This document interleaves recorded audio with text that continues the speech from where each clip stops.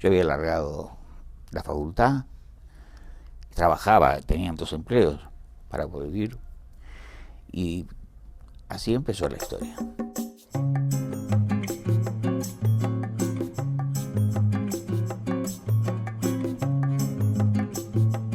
Cuando me inicié en el teatro, yo iba desde chico al teatro, me llevaban, he ido desde los 3 años. Y en esa época no había teatro para niños. O sea que vos veías todo lo que no fuera prohibido para menores, todo el teatro profesional lo veías, ¿no?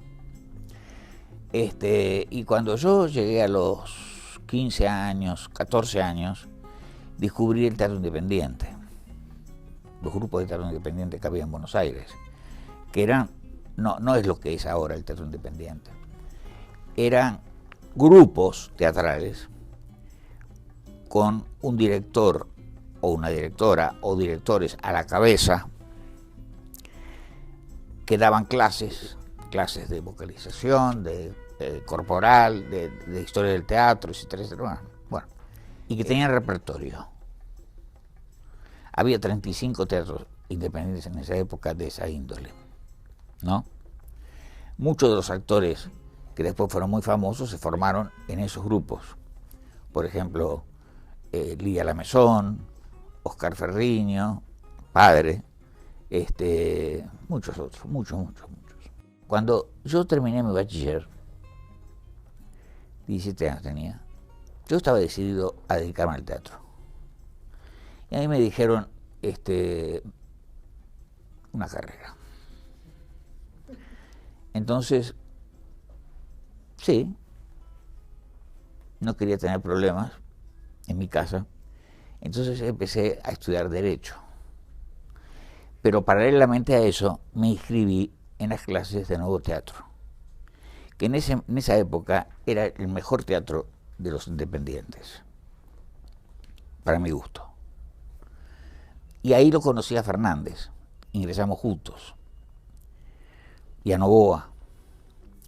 Empezamos a trabajar juntos ahí.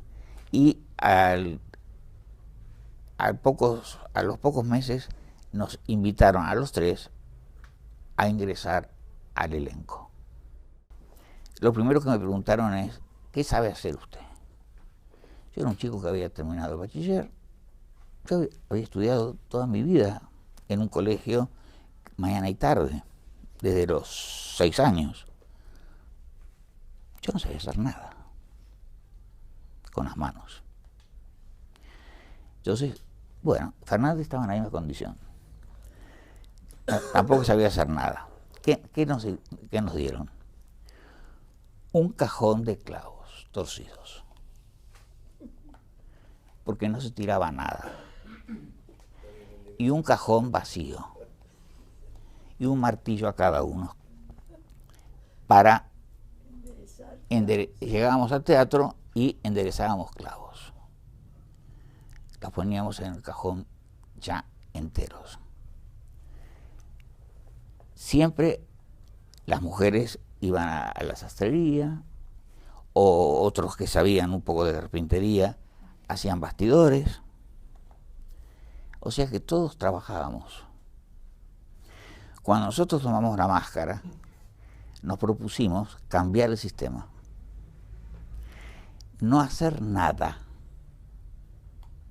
Y todos los ingresos que fueran para pagar a la gente que trabajara.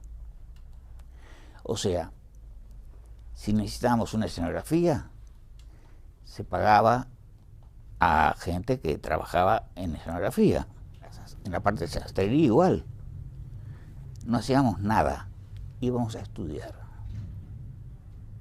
No cobrábamos un peso, pero todos íbamos a estudiar y a formarnos. Con el dinero se pagaba a la gente que trabajaba. No le puede faltar comunicación, expresividad, y eso me parece esencial. el elemento básico del trabajo del actor es la imaginación. La relajación es un aspecto del asunto, del trabajo corporal, ¿no?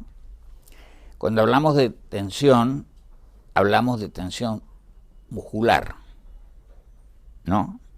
Es una tensión que impide pensar, sentir, todo. Ahora, yo creo que eso tiene que ver con la educación del cuerpo.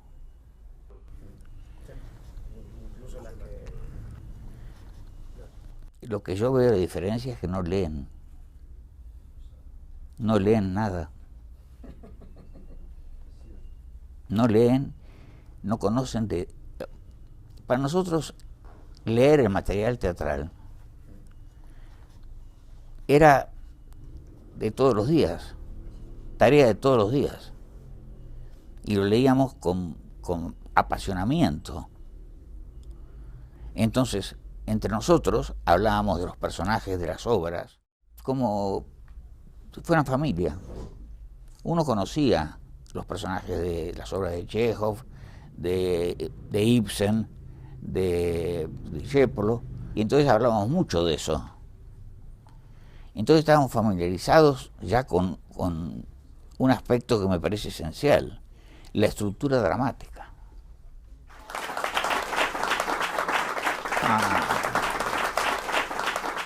Me pareció importante venir acá porque me encontré con gente que verdaderamente está interesada en el trabajo y en el teatro y en la actuación. Esto me pareció importante. Este es un lugar que para los actores, ¿no?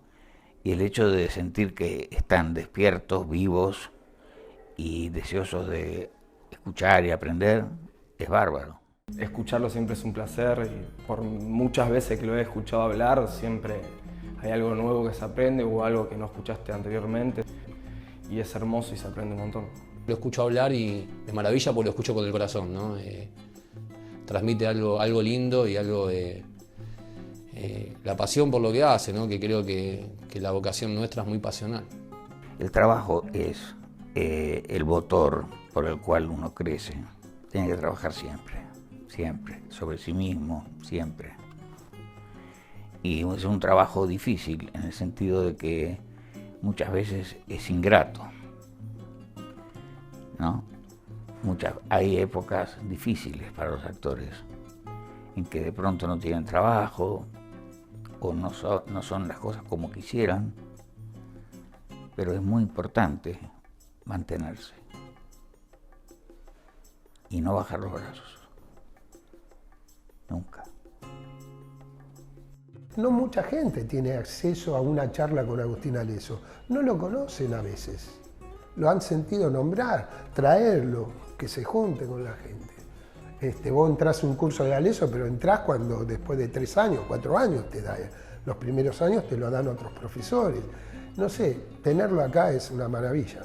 Un actor necesita mantener vivo las ganas, el deseo de crecer, de aprender, de trabajar, nunca cansarse. Cuando se empieza a cansar, empieza a mecanizarse, a ser poco interesante. Tiene que mantener vivas las ganas.